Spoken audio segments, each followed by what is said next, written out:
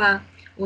O CP Online de hoje está com o professor doutor Rodrigo Grazinoli, professor do nosso curso de Biomedicina e também do mestrado em Direito da Universidade Católica de Petrópolis. Olá, professor. Obrigada pela sua participação. Oi, Kátia. Estamos à disposição.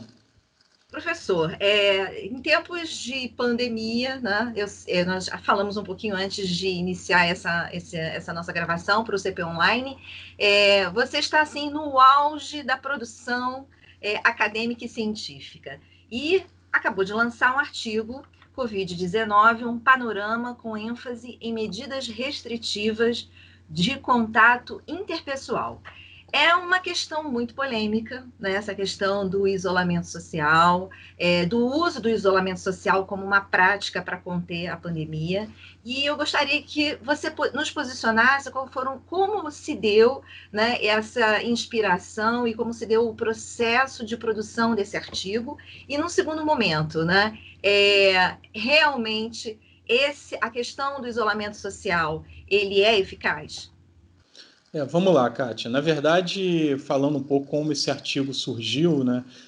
Como professor e como profissional de saúde também, minha formação inicial é em biomedicina, eu me sinto responsável por trazer também um pouco dessa informação, né, que está tão discutida sobre uma doença nova, para que a população pudesse ter acesso. Então, a despeito desse artigo ser um artigo técnico, ele tem essa pretensão também de, até pela tradução para o português, porque a maioria dos artigos que aparecem estão em inglês, trazer essa informação para um número maior de pessoas, né? Então, acho que também é interessante dizer que esse artigo é coautoria minha com a minha esposa, que é professora da Universidade Federal Rural, então também mostra uma inquietude nossa aqui dentro de casa, em isolamento, né? E ouvindo todo dia um monte de coisas, algumas verdadeiras, outras falsas, sobre a Covid. E aí a gente resolveu estudar, parar para ler, e aí vem de novo a ideia de professor, de pesquisador. Ao ler, a gente compilou isso, né? Na verdade, esse artigo é um artigo de revisão, é um artigo que junta informação, né? Talvez a ideia mais original que tenha nesse artigo seja a ideia de enfatizar a questão do isolamento social e o quanto esse isolamento pode realmente trazer de resultados positivos frente a essa doença, né? Isso já está dito, mas vale a pena sempre enfatizar, é uma patologia que a gente não conhece ainda um tratamento específico contra o agente dela, que é um novo coronavírus, né? Também não se tem uma vacina, até se pensa muito em tem muito estudo, tem mais de 100 estudos de vacina, tem estudos também num contexto de uma espécie de um soro, né, coletando imunoglobulinas de pessoas que já ficaram curadas e injetando nas outras pessoas, mas a despeito desses estudos de tratamento, de prevenção, a gente ainda não tem tratamento e prevenção. Então, aí sim, qual é a saída para uma situação dessa? Sem dúvida, é uma medida, ou são medidas que remontam à antiguidade, são medidas de isolamento social. A despeito dessas medidas, para alguns, não ter nada de científico, né, porque, como eu falei, remonta a atividades que o homem já fazia há milênios, mas são medidas que têm mostrado resultado. Né? A gente pode pegar desde o primeiro exemplo, que foi a própria China, e que conseguiu isolar basicamente a região ali de Hubei, né? E teve resultados, porque conseguiu estancar a transmissão e a doença. Hoje a China já acho que, se você pegar os resultados aí quantitativos de doença que estão sendo atualizados, né, de forma em tempo real, né, e você vê que a China já está lá para 10º, talvez até depois disso, em número de casos. Quer dizer, muitos países já tiveram muito mais casos do que a China, que foi o início. E, sem dúvida, o resultado desse isolamento que a China fez naquela região deu resultado. E a gente pega exemplos mais atuais, sobretudo da Europa, onde a gente viu alguns países que não conseguiram fazer essa restrição ou fizeram em momento onde a doença já estava sendo espalhada. A gente vê a própria Itália, é um exemplo desse, e que o número de doentes e de mortes foi muito grande. E a gente pega outros países, como, por exemplo, a Alemanha, que a despeito também do próprio sistema de saúde ter uma qualidade melhor, não tem jeito, pelo menos em número de leitos e tal, é bem melhor do que muitos países, mas que também fez essa restrição logo no início e conseguiu limitar. Você pega países menores, como por exemplo a Áustria, que limitou o contato entre as pessoas logo no início e hoje já está liberando. Então, esses países que a gente consegue ver isso já, a gente consegue ver países que fizeram a restrição e que hoje já podem liberar as pessoas, e países que não fizeram e que ainda estão complicados, ou pelo menos que passaram por complicações muito grandes. Você tinha comentado comigo antes de nós entrarmos no CP Online que você estava na Itália e que você presenciou, né, essa entrada tardia. As pessoas não acreditaram, né, professor? A única explicação que eu tenho é que não acreditaram. Eu estava na Itália no final de janeiro, início de fevereiro, vi pela mídia lá os primeiros casos, né? Sobretudo os primeiros casos, nem se falava muito da região onde os casos foram em número estratosférico, mas eu estava em Roma e Roma não teve, talvez não foram tantos os casos, mas ali quando surgiram 2 primeiros casos de chineses que estavam ali a turismo, as pessoas não ligaram muito, não. Falaram só assim, o hotel onde esses chineses estavam está sendo, sei lá, está passando por alguma limpeza e tal, essas pessoas foram levadas para uma espécie de quarentena, né? Foram hospitalizadas e tal, mas ninguém falava nada de, olha, vamos parar com tudo, acabou, vamos fechar sei lá, os pontos turísticos, quem tiver aqui vai embora. Eu tenho até um exemplo maior, porque quando a gente veio embora, eu tive dificuldade de conseguir vir embora, porque a nossa passagem deu um problema lá, e quando seria até o contrário, né? Eles deviam estar querendo já mandar todo mundo embora e separar a Itália, e não era essa a realidade. Não era essa a realidade, sem dúvida. E aí, quando eu cheguei no Brasil, essa história é bem interessante, porque quando eu cheguei no Brasil, aí menos ainda, se falava nada, os aeroportos lotados, pessoas uma perto da outra, pouquíssimas usavam máscara naquela época, início de fevereiro, né? O Brasil ainda passou fevereiro inteiro sem nada disso, né? Ou sem a ideia, já se fala que o vírus poderia já estar aqui, certamente até deveria estar realmente, mas não, sem nenhuma atitude com relação a isso. E aí a gente só começou a ter essas atitudes já agora em março, né? Eu acredito que a gente até entrou num momento bom ainda. Acho que as atitudes com relação à restrição de contato, né, sobretudo em alguns estados, eu acho até que vieram num momento adequado. E, como eu estou dizendo, pelos resultados que a gente vê na literatura e até pela minha vivência que eu estava naquele momento na Itália, eu acho que não tem outro jeito nesse momento, não. É o isolamento. É o isolamento. Fala. E qual seria, nós estávamos comentando, né? Qual seria, para poder, aos poucos, sair desse processo de confinamento, quais foram as conclusões e a proposta do artigo seu e da Fabiola? Essa é uma questão interessante, porque é claro que um isolamento social vai gerar resultados ruins também, né? A gente vai ter problemas também. Problemas econômicos, mas também problemas psicológicos e uma série de outras questões de tirar as pessoas da sua vida normal, de se movimentar, de ter contato com outras pessoas. Isso é muito ruim, né? O homem é um ser social, né? Não tem como ficar isolado, né? Tem como sair. É claro que é difícil a gente estabelecer a priori em que momento isso vai acontecer. Por que é difícil? Porque qualquer estatística, qualquer análise epidemiológica para dizer como isso vai acontecer depende de resultados de exames. A gente precisava testar um número grande de pessoas para poder ter uma ideia melhor sobre quando sair ou como sair. Se você pegar também os dados de teste, o Brasil testa muito pouco. A gente já tem até que dizer assim que talvez não seja somente uma questão do governo, né? Mas é uma questão mundial. As empresas não têm como oferecer toda essa quantidade de testes. Então, mesmo no Brasil, se a gente falar em testar um número maior, a gente sem dúvida não está falando em testar todas as pessoas, seria impossível. A gente está falando em fazer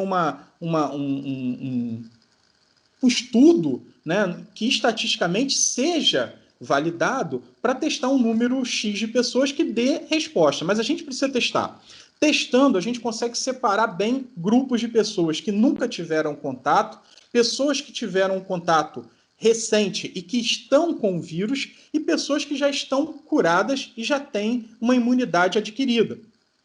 Se a gente separa esses 3 grupos, a gente consegue manejar de forma a liberar o que se abra de novo os postos de trabalho, as escolas eu acho um pouco mais complicado, mas também a gente consegue manejar isso, mas só testando. E testar também é importante para a gente poder falar sobre, por exemplo, a taxa de mortalidade, porque muito se fala também hoje, tá alta, tá baixa, estão mentindo, estão escondendo. Na verdade, ninguém sabe. Só se sabe a taxa de mortalidade, quer dizer, mortos frente a quem ficou doente, se a gente souber quem ficou doente. A gente não sabe. Como muitas pessoas não tiveram nenhum sintoma, né? Ou mesmo que tenham tido sintomas, não foram diagnosticados, porque a gente também passa por isso, pessoas que têm sintomas, mas que procuram o hospital e volta para casa. Tudo bem, eu até acho que voltar para casa é uma boa saída nesse contexto maior, mas a gente não sabe se essa pessoa está doente. Então a gente precisava testar para poder ter uma ideia real da taxa de mortalidade, por exemplo, e para poder ir liberando as pessoas. Eu vejo a única saída nesse momento. E aí, a partir desse resultado do artigo seu e da Fabíola, vocês, certamente, dentro de casa, né, com muita produção intelectual, nós temos tido, assim, também exponencialmente uma produção de informações e de outros tantos artigos. E você comentou comigo também que já está em produção de outros trabalhos sobre outras perspectivas, na medida também que você tem um olhar, né, você tem um olhar dentro da ciência forense, né? Então, há outras perspectivas que talvez até nós, além do isolamento, outras consequências que nós ainda não refletimos. Tem muita coisa. Na verdade, acho que vale dizer, até a gente conversou também um pouco sobre isso já, que junto com o vírus, junto com a curva, né, de transmissão, de casos do vírus, a gente está tendo também um aumento exponencial de publicações. Isso é o mundo inteiro publicando, produzindo nessa área, né? A cada minuto, se você entrar aqui numa revista importante, numa revista médica importante internacional, você vai ver que daqui a meia hora, se você entrar, já tem outros trabalhos. As revistas estão até mudando a sua forma de publicar, porque como não dá tempo de sair um número da revista, né, muitos desses artigos estão, como a gente falaria em português, no prelo. Né, eles ficam lá, eles estão à disposição, mas eles não passaram por todos os processos que a revista passaria. Aí tem até que se levar em consideração a questão mesmo da avaliação desses artigos, mas espera-se que tenham sido avaliados, mas que não tenha feito exatamente toda a editoração e tal do artigo. Mas vamos lá. Nesse sentido, eu, como pesquisador também, não podia ficar de fora, né? Eu fico muito inquieto, né? Fico querendo produzir. Eu estava falando isso também com a minha esposa. Na verdade, assim, aí é uma coisa minha também. Eu aprendi a ser assim, né? Eu me formei assim. Eu não consigo olhar para as coisas sem questionar. Eu não consigo. Eu não consigo ver pessoas na rua ou não ter pessoas nas ruas e não me questionar os motivos e o que isso gera. E com isso eu estou produzindo bastante coisa, né? É um tema também que vai se tornar obsoleto, então a gente precisa falar sobre isso. A gente tem, então, só para dar uma ideia, a gente tem artigos com professores aí, até vale destacar o professor Santoro, do programa de mestrado também. A gente está fazendo um artigo que deve sair essa semana que vem, sobre a questão do coronavírus em pessoas privadas de liberdade, então discutindo os presídios, isso é uma discussão importante. A gente tem trabalhos também relacionados à questão da coronavírus e à questão ecológica, porque, na verdade, seria uma outra discussão, mas toda essa questão de Covid, coronavírus, ela tem muito a ver com um tema que é chamado de medicina da conservação, né, uma relação da saúde humana com a saúde animal, com a questão ambiental, isso necessariamente é relacionado. Eu tenho questões também a serem discutidas, já conversadas aí, tentando começar a escrever sobre a questão de identificação dos corpos, pessoas que venham a morrer por conta da Covid, como é que vai ser feita a identificação desses corpos. Então tem muita coisa para escrever, coisas que eu estou escrevendo, coisas que estão saindo, e e mais coisas ainda para escrever. E se eu parar para pensar aqui, aparecem mais um monte de outras. Então, estamos nesse caminho, né? Eu acho que, apesar de não ser minha área, mas já conversei também com alguns colegas aí para ver se a gente escreve alguma coisa, também do ponto de vista econômico, né? Porque a discussão econômica é muito acirrada, né? Eu acho que também vale a pena enfatizar, a gente já conversou aqui antes, porque se fala muito dessa coisa da economia olhando do ponto de vista momentâneo, né? O que está se deixando de ganhar nesse momento com as coisas fechadas. Mas pouco se fala sobre uma projeção do que vai se deixar de ganhar ou se deixaria de ganhar se a gente liberasse as pessoas, né? Com relação a um número maior de doentes, um número maior de pessoas que poderiam vir a óbito, né? E o que as empresas perderiam com isso? O que as empresas perderiam do ponto de vista ali momentâneo para funcionar, mas também, como a gente falou, do ponto de vista intelectual, né? Quem morreria... A gente tem até um exemplo importante aí em Petrópolis, né? Porque aquele senhor, que eu acho que foi a primeira vítima fatal em Petrópolis, ele tinha tido um contato nos Estados Unidos com um parente que era um engenheiro químico importante, que inclusive participou de equipes de prêmio. Eu acho que de prêmio Nobel, acho que ele participou de uma equipe dessa, se eu não me engano. E essa pessoa morreu nos Estados Unidos. Então, a gente não sabe o que a gente poderia perder, né? Se a gente fizesse uma linha para saber o que economicamente se perderia com o tempo e o que vai se perder à medida que a gente restringe, talvez a gente pudesse falar melhor, porque aí a gente estaria realmente comparando economia com economia, saúde com saúde, né? Porque senão fica meio confuso. Senão vira aquela história lá da escola, né? Somar banana com laranja, fica meio confuso. E é exatamente isso, a importância da ciência, né? Por isso que nós achamos por bem fazer um CP Online para chamar a atenção dos trabalhos, das produções acadêmicas, né? Porque a ciência hoje, mais do que nunca, é importante para fazer com que nós possamos refletir sobre questões assim, não apenas as práticas, né? Como o isolamento, confinamento, estamos todos angustiados, queremos retomar as nossas vidas, mas a importância da ciência, né, embasar a necessidade de estarmos em casa por uma questão de cidadania e de segurança. Então, neste momento, realmente, isolamento é a melhor solução, né, professor? Não vejo. Não vejo outra forma. A verdade é que a gente está muito no escuro ainda. A gente está no escuro tanto porque a gente não sabe lidar com essa doença, né, não tem tratamento e tal, quanto está no escuro porque não tem os resultados nem para dizer quem está doente. Então, nesse sentido, não tem outro caminho.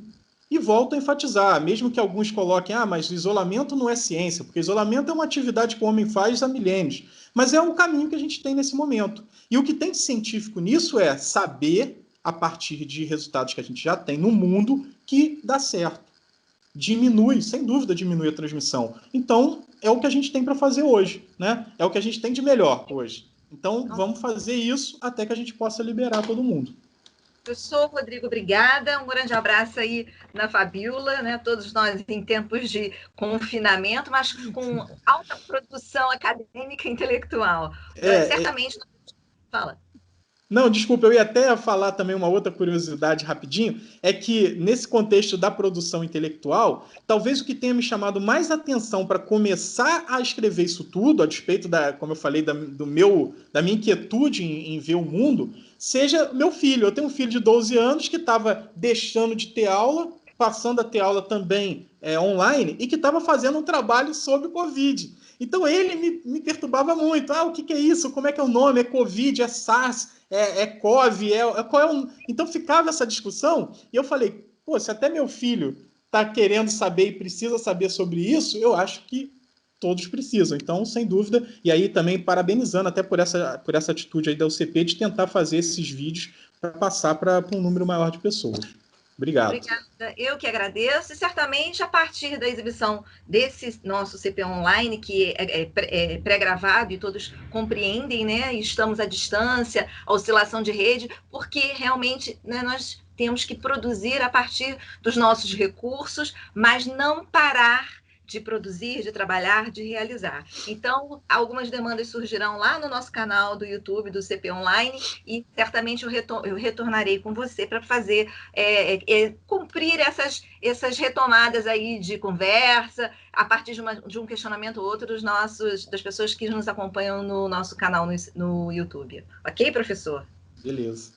Muito obrigada aí pelo seu tempão.